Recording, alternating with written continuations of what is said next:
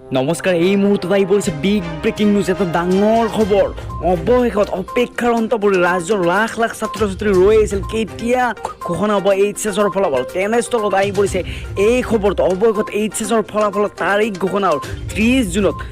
জুনত ঘোষণা হ'ব এইচএছৰ ফলাফল এই মুহূৰ্তত জনাই আছোঁ এটা ভাল খবৰ বহু প্ৰত্যাশিত এইচএছৰ ফলাফলৰ তাৰিখ ঘোষণা হ'ল 30 জুনত ঘোষণা হ'ব এইচএছৰ ফলাফল আমাৰ হাতত আহি পৰা তথ্য অনুসৰি ঘোষণা হ'ব এইচএছৰ ৰিজাল্ট 30 জুনত এই খবৰটো আহি পৰিছে প্ৰতিদিন টাইমৰ ফালৰ পৰা ইয়াত কোৱা হৈছে যে Assam HS result to be declared by June 30 the result of Assam higher secondary exam will be announced by 30 June said Assam higher secondary education council controller exam Pankaj Borthakur ইয়াত কোৱা হৈছে পংকজ বৰঠাকুৰে জনালে এই কথা 30 জুনত ঘোষণা হ'ব এইচএছৰ ফলাফল তাৰপিছত কোৱা হৈছে যে the result of Assam higher secondary exam will B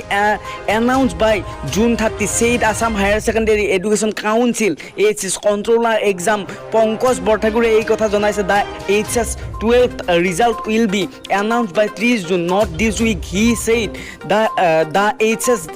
12th result 2021's release will be available on the official website ইয়াত বহুত গিটা ওয়েবসাইট ইতিমধ্যে মুকলি কৰা আছে পাই